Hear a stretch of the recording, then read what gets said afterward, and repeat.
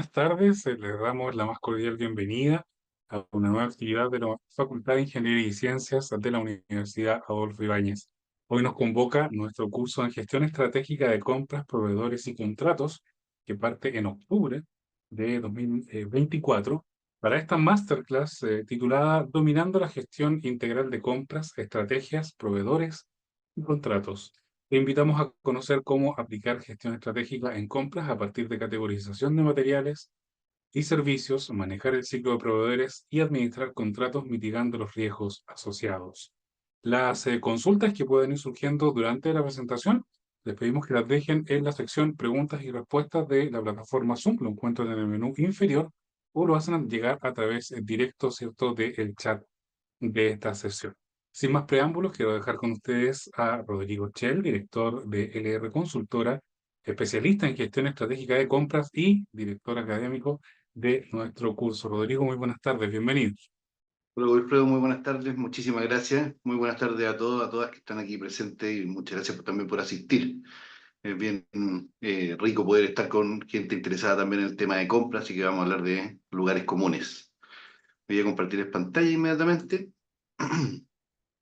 Ahí estamos viendo la presentación. Antes que todo, presentarme obviamente. Este webinar lo titulamos Dominando la gestión de compras mediante estrategias, proveedores y contratos. Y mi nombre, como bien ya me presentó ahí Wilfredo, soy Rodrigo Echel, soy ingeniero civil industrial, MBA, magíster en e-learning. Me dedico justamente a e-learning, compras estratégicas y gestión de residuos. Tengo más de 10 años en operaciones, comercio, finanzas, más ligado al mundo de administración y finanzas y logística. Y los 10 años siguientes en educación, consultoría y soluciones tecnológicas, muy relacionadas al foco en compras estratégicas. Un poquito sobre la ruta en compra. El 2015 tuvo la, la dicha de ser uno de los pocos certificados en SAP Ariba, la herramienta de compra por excelencia que tiene SAP, y hicimos ahí una adaptación respecto a los 7 pasos de compra hacia lo que era la realidad latinoamericana más bien. Luego, con esta metodología ya más adaptada, pudimos ingresar a implementación y asesoría en empresas de telecomunicaciones, sanitarias, del servicio público, retail, alimentos, y el año pasado ya entramos en la minería. Tenemos un canal de YouTube que se llama Solpet, ahí lo pueden buscar, donde tenemos más de 40 videos relacionados con compras estratégicas, y ya a partir del 2020 nos dedicamos netamente también a la formación en compras estratégicas, donde tuvimos foco ahí en la gestión estratégica de compras como primer curso. Luego hablamos sobre el ciclo de proveedores, indagamos sobre la administración de contratos de bienes y servicios y luego de obras, y la preparación del comprador, que es el eje donde parte y se ejecuta todo en compras. Ya entrando más en terreno, vamos a hablar sobre la gestión de categorías aplicadas sobre compras. Entonces vamos a entender un poco de qué se trata esta historia, de dónde viene la gestión por categorías sobre compras. Si bien esto nace aún un poco más atrás en lo que es la administración en serie, la administración de procesos en serie, ya hacia el año 52 había gran auge en el mercado de capitales. Entonces todos trataban de buscar la frontera eficiente, aquellas acciones, aquellas empresas que brindaran mejores beneficios, mayor rentabilidad y se pudiese invertir sobre ellas.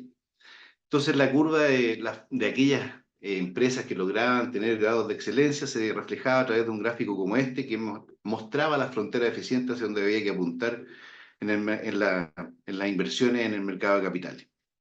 Ese fue Markovich justamente el que trató el tema de las fronteras eficientes, haciendo categorías de distintas empresas para poder lograr esa frontera óptima de la cual estamos hablando. Y pasaron alrededor de 30 años para que pudiésemos llegar al año 83, donde el señor Peter Krajicek irrumpió justamente con este modelo, pero adaptado hacia el mundo de las compras, y sacó un artículo en la revista HBR, Harvard Business Review, donde nos contó acerca de las compras que debían convertirse en gestión de suministro. Entonces teníamos que hacer un par de doble clic hacia atrás y averiguar dónde estaban las palancas, los beneficios, los atributos que tenían esas empresas y que podían sacar adelante las compras de una manera aún más apalancada para lograr esta frontera eficiente de la cual hablaba Markovich.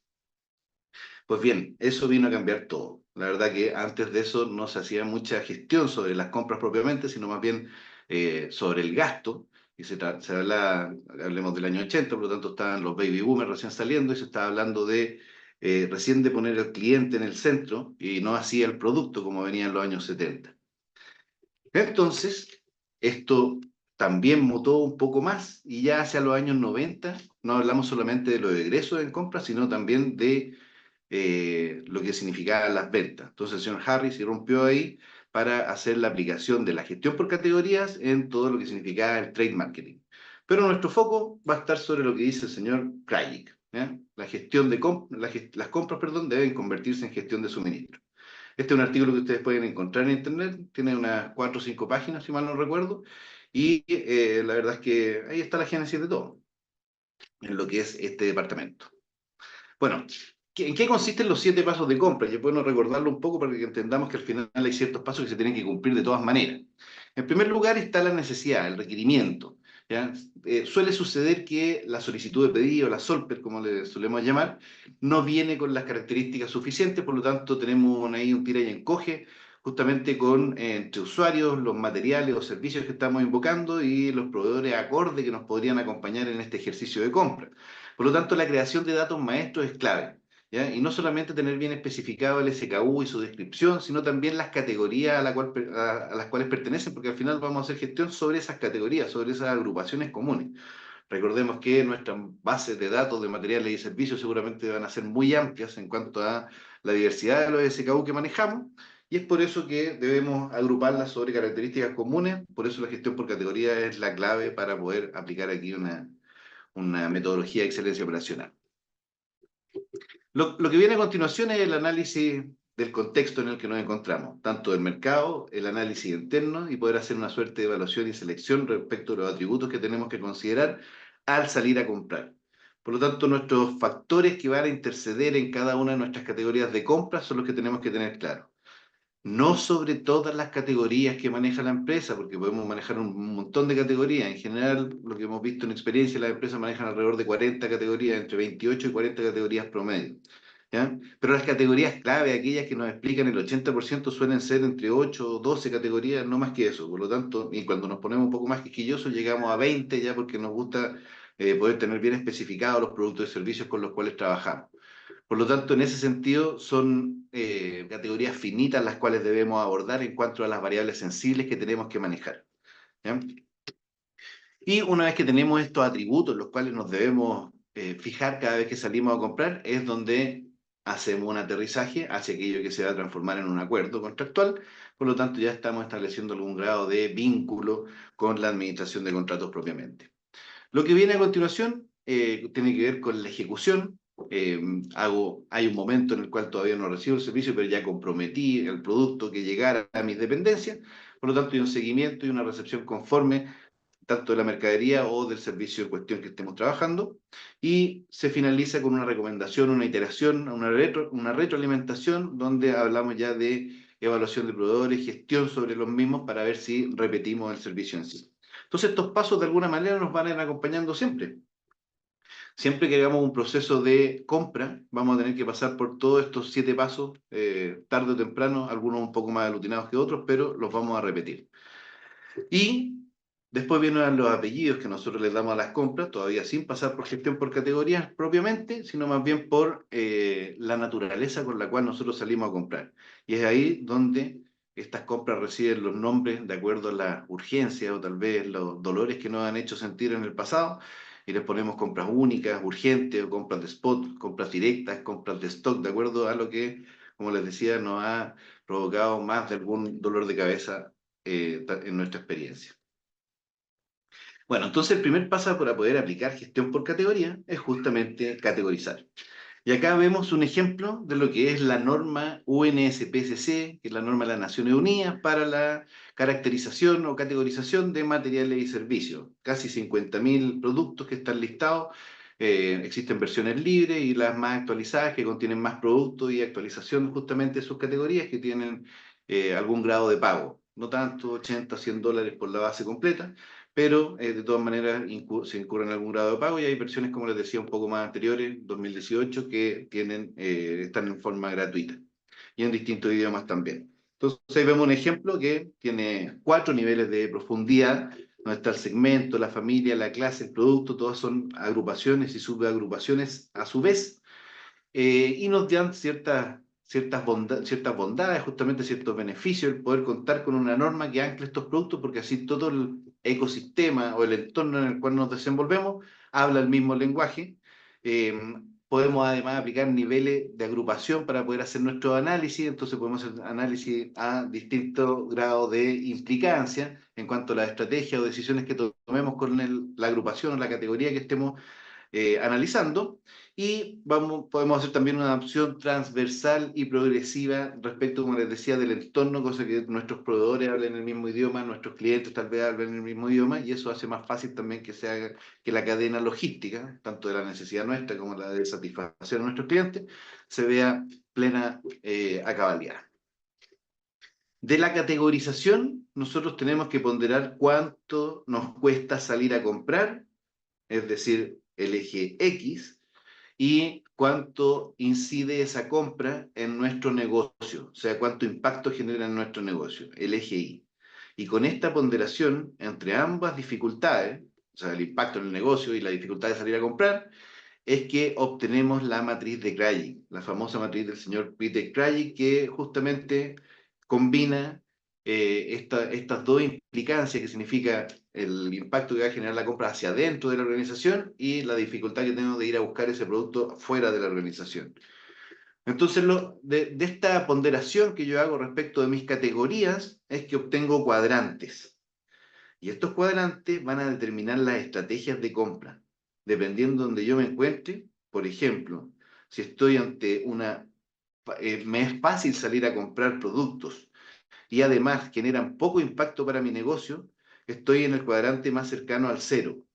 Y eso significa que preferiré comprarlos con catálogo electrónico, ¿ya? Es decir, un procedimiento predeterminado que no me quite mucho tiempo y que tenga facilidad de control, ¿ya? Es decir, que yo no tenga que gastar mis HH justamente en tener que manejar esos productos que no generan tanto impacto para mi negocio. En cambio, si tenemos alto impacto en el negocio y asimismo todavía es fácil salir a comprar, es que voy a estar en el cuadrante de apalancado. Y eso significa que voy a poder generar una alta, un alto nivel de ahorro, y ese nivel de ahorro lo voy a lograr por la hipercompetencia que existe o la facilidad que existe de salir a comprar este producto, y más encima yo tengo una cartera que es bastante onerosa o tal vez atractiva para el mercado, por lo tanto se van a derretir por tal vez tratar de conquistar mi ejercicio de compra que yo pongo en ese momento para que todos puedan ofertar. Entonces esta matriz de Krajicek, la gracia que tiene es que nos va a determinar sin mucho análisis, dada nuestra categorización, en qué cuadrante participa cada una de nuestras categorías y así entender cómo debo salir a comprar. Este es un ejemplo aquí que podemos ver sobre cómo es el resultado de una matriz de Krajicek. Aquí hay distintos productos que están justamente ya categorizados sobre la norma de las Naciones Unidas, las que yo les mostraba hace un par de diapositivas. Y vemos ahí que las burbujas nos muestran el volumen de compras y la posición dentro de la matriz nos va a determinar justamente el cuadrante que a su vez determina la estrategia, ¿ya? Así que en ese sentido la matriz sirve como una especie de timón, como les decía, o como un mapa que nos va a indicar cuál es el lugar hacia donde debemos dirigirnos tácticamente para poder aplicar estrategias de compra. Poquito en detalle para entender cuáles son estos cuadrantes. Ustedes los pueden ir viendo ahí cómo se reflejan en ese cuadrito a la derecha superior, ahí al lado de donde dice rutinario, que nos muestra en qué cuadrante dentro de la matriz estamos. En este caso, fácil salir a comprar, bajo impacto para mi negocio, por lo tanto me es fácil implementar. Hablamos de catálogo electrónico, decíamos. Nuestros procedimientos tienen que ser ágiles, con bastante fluidez, con no tanta regulación y siempre apuntando a transacciones de alta intensidad o alta masividad, ¿ya? Transacción iterativa. Típico que nos encontramos con categorías relacionadas con herramientas, materiales de laboratorio, por ejemplo, mobiliario de reposición. Piensen ustedes en todo lo que vean en catálogo electrónico dentro de Internet, eso es lo que cae justamente en esta categoría.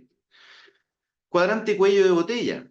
Me es difícil salir a comprar, pero genera bajo impacto para mi negocio. Generalmente están las tres marcas que acompañan a la selección nacional en este cuadrante.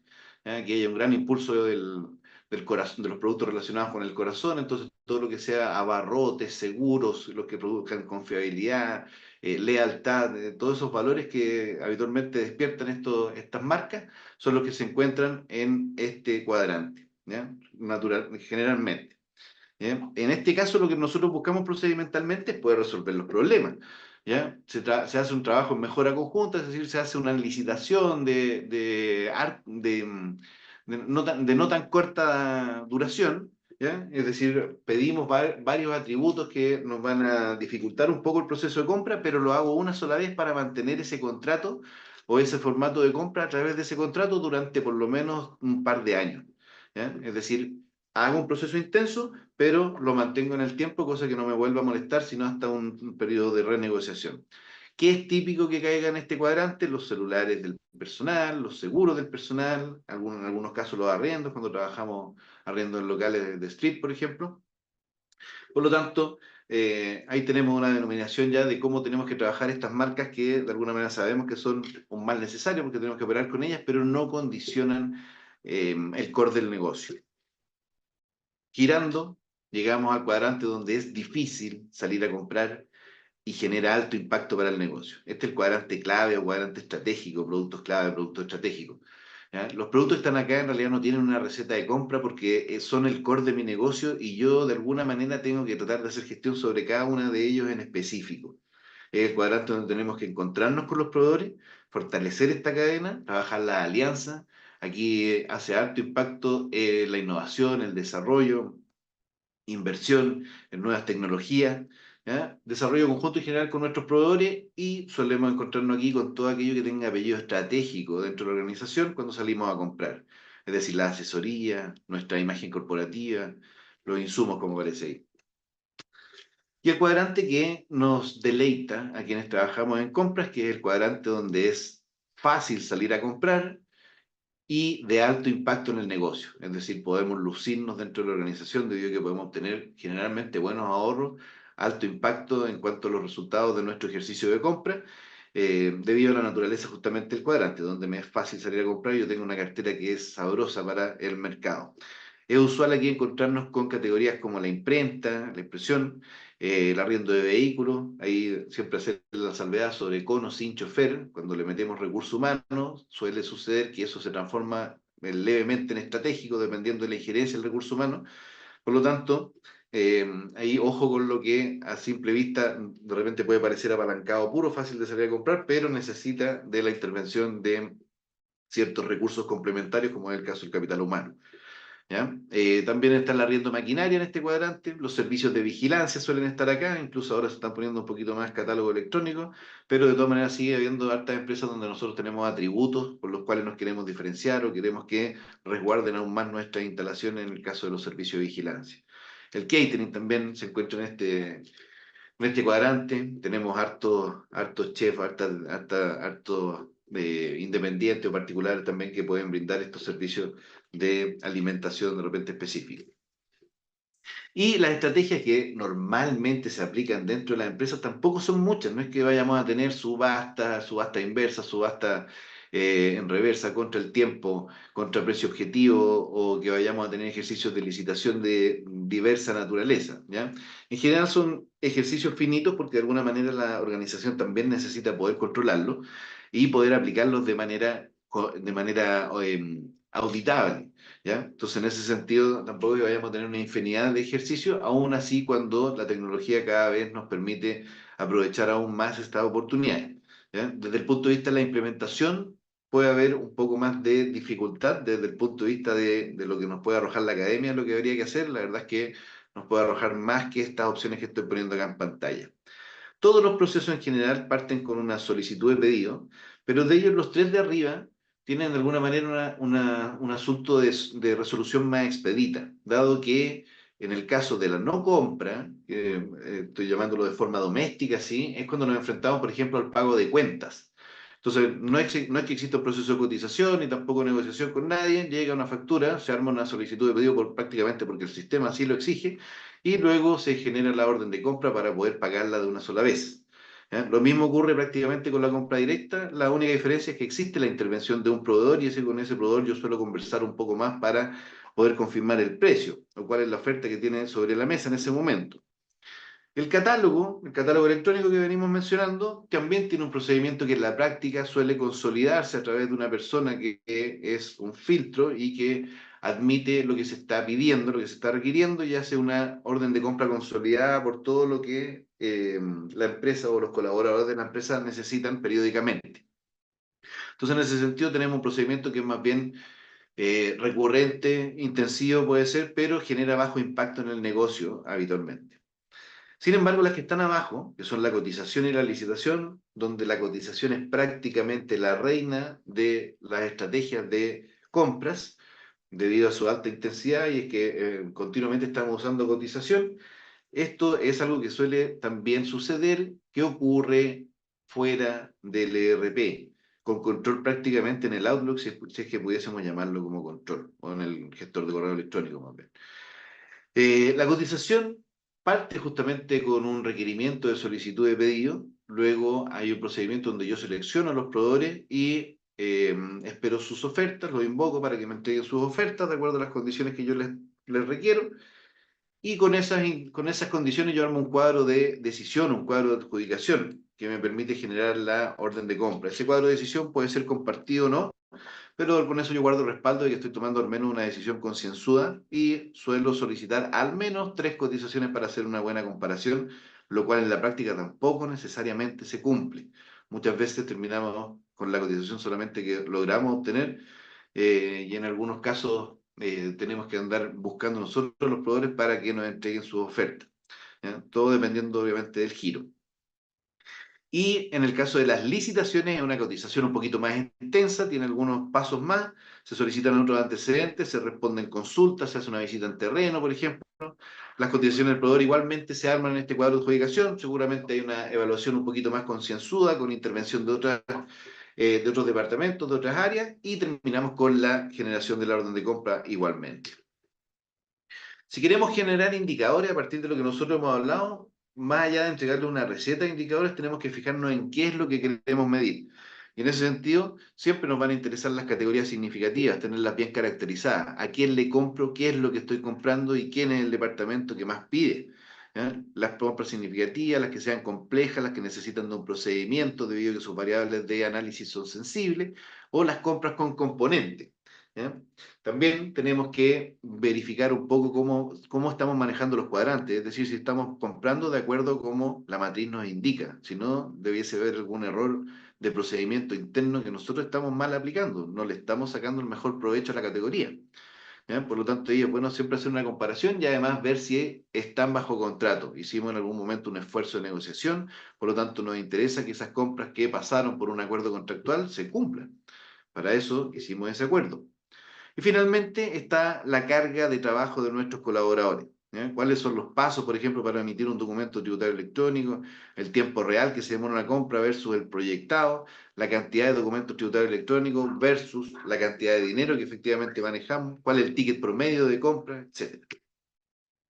Aquí les dejo un formato tipo, están ocultas algunas celdas, porque son indicadores un poquito más estratégicos, pero aquí hay un panel de control que perfectamente se puede llevar ahí en partir desde plantilla y poder de alguna manera implementarlo también en un sistema estratégico de compra, donde en la izquierda podemos ver algo relacionado con la descripción, código del producto, cómo se llaman, a qué categoría pertenece, qué subcategoría, para ver los niveles de profundidad, cuál es el cuadrante en que juega, el cuadrante apalancado, en este caso que se muestra en el ejemplo, cuál es el stock que tenemos de producto, el stock actual, el stock mínimo, cuál es el forecast que tenemos a los meses siguientes, los 3 meses, 6 meses, para entender un poco cuál es la evolución de la compra y en qué tenemos que fijarnos cada vez que estamos poniendo un pedido en el mercado. ¿Ya? La recurrencia en poder mirar este panel y poder dar una opinión sobre él, sobre la frecuencia de revisión, es la que nos va a entregar la estrategia que estamos siguiendo justamente sobre este tipo de productos, más allá de cómo le estamos comprando.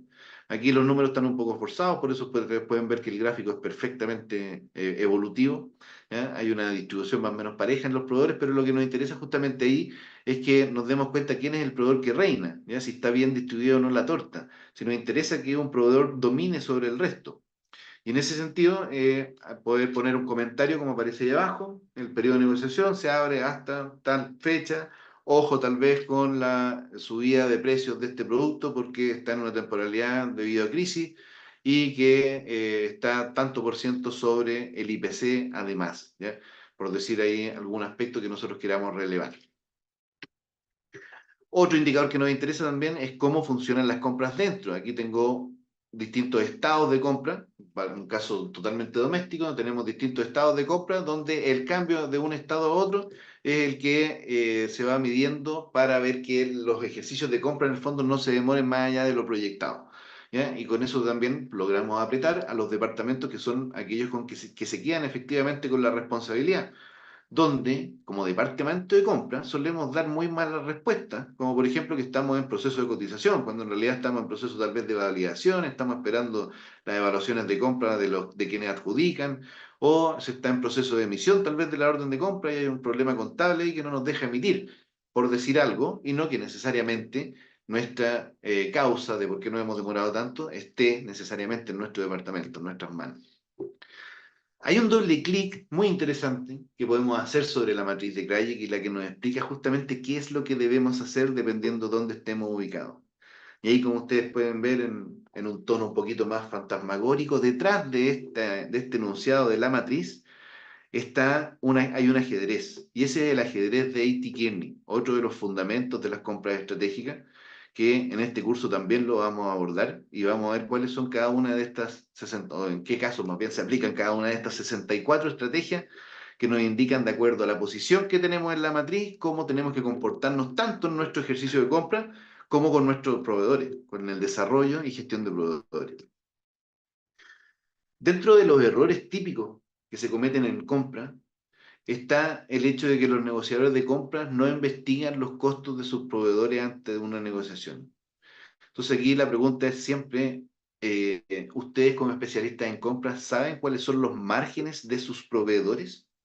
¿Eso significa que de alguna manera tienen algún grado de conciencia sobre los costos que enfrentan sus proveedores? ¿Saben dónde les duele a sus proveedores cuando hay una crisis en el mercado? ¿Saben si esa crisis les está afectando efectivamente a sus proveedores o dejan que ellos les cuenten? ¿Ya? Lo que nos dice la práctica es que el 56% del mercado de compras, del departamento de compras, no comprende el impacto de costos de sus proveedores. O sea, más de la mitad no sabe cuáles son los costos de sus proveedores. De ello, ese 56% se compone de un 47% que dice que no tiene tiempo y un 9% que dice que en su empresa, lisa y llanamente, esto no se practica. A nadie le preocupan los costos de los proveedores. Mientras que un poquito menos de la mitad, un 44% bien respetable, sí se prepara, sí practica este ejercicio de investigar a sus proveedores. Entonces, lo que dice la recomendación es que se incorpore la investigación de costos de los proveedores dentro del ejercicio de los compradores, dentro de los category managers, y al menos este ejercicio debiese tomar un cuarto de la jornada laboral, por así decirlo, en la extendida, pero debería tomar un 25% del tiempo del quehacer de los compradores dentro de toda su dedicación.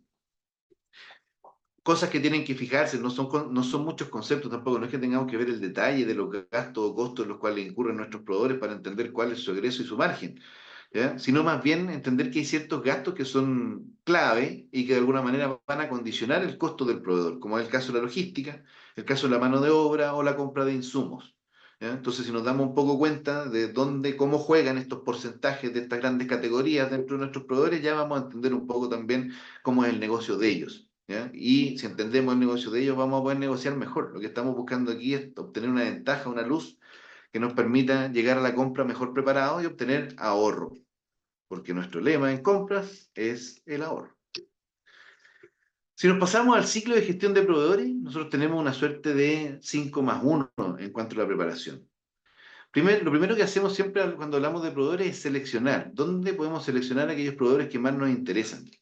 ¿Ya? Pero antes de poder llegar a la ponderación, esa selección que tenemos que hacer, primero tenemos que entender cuáles son nuestras necesidades.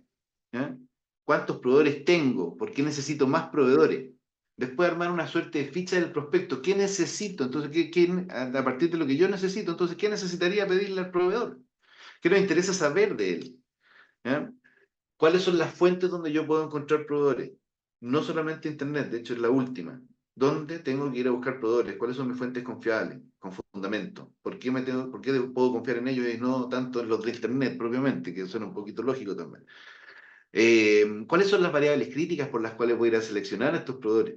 Tanto de su organización, su infraestructura y de su operación. ¿Ya? Y antes de llegar a la selección propiamente, yo paso por un proceso que es un poco obligado, a veces medio tácito, que es el de la RFI, el Request for Information, requerimiento de información. ¿Ya? ¿Qué se requiere del proveedor? ¿Qué es lo que le voy a ir a preguntar en ese momento? A veces suena lógico, pero cuando nos empezamos a ordenar nos damos cuenta que se nos pueden quedar cosas fuera y hay cosas que de repente le estoy preguntando que son redundantes, entonces es interesante poder hacer una buena selección de las variables críticas del proveedor. Y luego de eso recién, cuando ya tengo la RFI y los resultados de ella sobre la mesa, es cuando puedo ponderar y seleccionar aquellos que me interesan. Aquí solamente como un alcance, tenemos estas típicas siglas que nos acompañan siempre en compras, que son la del RFI, RFP, RFQ. El RFI me dice si sirve, yo hago un requerimiento de información, me dice si mis proveedores o aquellos que convoqué a participar sirven. El RFQ es un requerimiento de quotation, de cotización, ¿ya? Entonces aquí nos pueden dar una oferta corta. ¿Ya? Cuando hablamos de cotización, recuerden que tenemos menos pasos que el caso de las licitaciones. Y la RFP ya es cuando nos hace una propuesta, por así decirlo, algo más formal que una cotización eh, por hacerla sonar un poquito más despectiva, pero viene con más argumentos, viene con garantías, viene con documentos que explican un poco la operación, el servicio, las variables críticas, en qué se va a incurrir, etcétera. ¿Ya? Así que es con la jerga habitual con la que nos encontramos. El proceso ¿cómo se llama?, de evaluación de proveedores tiene en realidad dos instancias, más bien el ciclo de gestión de proveedores tiene dos instancias de evaluación. La primera es cuando nosotros seleccionamos a aquellos con los que queremos trabajar, que es cuando recibimos este request for information, este requerimiento de información, y tenemos la información justamente para poder ponderar a aquellos con los que queremos trabajar, nuestra primera evaluación. Y nuestra segunda evaluación es al final, cuando ya trabajamos con estos proveedores, los adjudicamos y nos dimos cuenta que trabajaba mal o bien de acuerdo a ciertas variables críticas. Entonces tenemos estos 5 pasos por los que pasan continuamente nuestros proveedores, donde está la selección primero, luego la convocatoria, los llamamos a participar, hacen la participación, ejecutan su participación, luego adjudican y finalmente viene la evaluación después de su ejecución de la operación, que no tiene que ver necesariamente con nuestro proceso de compra, sino que con el área operativa propiamente. ¿Ya? Así que en ese sentido, nosotros hacemos que esta evaluación final del proveedor, de alguna manera tenga injerencia sobre la adjudicación, porque yo a medida que voy teniendo experiencia con el proveedor, yo me voy dando cuenta si me cuesta más o menos trabajar con él. Y en ese sentido yo aplico una fórmula que me permita cuantificar dentro del cuadro de adjudicación cuánto es lo que me cuesta trabajar con dicho proveedor. Y eso a veces me puede dar vuelta a los resultados. Por lo tanto, en un cuadro de adjudicación con distintas variables, donde yo invoco también el, el, el costo total de propiedad y todas las variables que van a incidir de verdad en el procedimiento de compra, en el proceso de compra. No solamente el precio que me da el proveedor, también el almacenamiento, la logística, el costo por financiamiento y la evaluación del proveedor. Yo sé que a veces hay proveedores que son un poquito más fregados, un poquito más complicados y me va a costar más trabajar con ellos y eso va a ser dinero y disposición de mis recursos que voy a tener que poner para poder resolver el problema. ¿Qué es lo que se debe evaluar cuando vamos a hacer esta evaluación del proveedor? Más o menos estos son los atributos. ¿Ya? Aquí hay 6 grandes categorías que son las que de alguna manera salimos a evaluar y son las que se reflejan justamente en este cuadro. ¿Ya? Hoy día la evaluación significa que en alguna parte yo tengo que ponerle una nota y esa nota voy a invitar a mis colaboradores a que pongan esa nota. Todavía podemos verlo así, pero también los invito a que le den una vuelta porque esa misma nota, como cumple con atributos que son finitos, que podríamos llevarle una rúbrica, en realidad podríamos darnos cuenta de que todo esto puede ser automatizado por inteligencia artificial. ¿Por qué no? Aquí les dejo un prompt, justamente, que es el que usamos para esos mismos criterios que ustedes ven en esa diapositiva anterior. Nosotros los metimos en una consulta a la inteligencia artificial y esto fue lo que nos arrojó. Nos dijo, aquí tienes tu rúbrica de evaluación con puntajes de 1 a 5 para tus criterios. Ahí está el criterio de administración, tal como ustedes lo vieron ahí en la diapositiva. El criterio de alcance, el criterio personal, comunicación, etcétera. Me dicen cada uno de los casilleros por qué el puntaje sería de 1, 2, 3, 4, 5. Y además, me entrega la ponderación que tendría que yo ponerle a la expectativa del puntaje. ¿Ya? Así que, como les digo, los invito a darle un poco de vuelta a todo este ciclo de la gestión de proveedores que puede ser perfectamente automático. Ya casi no nos necesitamos. ¿O sí? Bueno, y lo último tiene que ver con la gestión de riesgo. ¿De qué? De los contratos, que eso más bien se ve reflejada en el control de contratos, en la administración de contratos. Por un lado tengo los riesgos de la administración, que se resumen en estos 6, y los de la operación, que se resumen en los siguientes 6. ¿Ya? En el caso de la administración, en general trabajo con los inciertos, los incumplimientos, cosas que no están tan bien especificadas, los resultados reales poco claros. A veces tengo prácticas de comunicación administrativa que es poco eficiente, eso me hace incurrir en malos resultados y oportunidades perdidas. Las reuniones no las respeto como tal y tengo malos controles.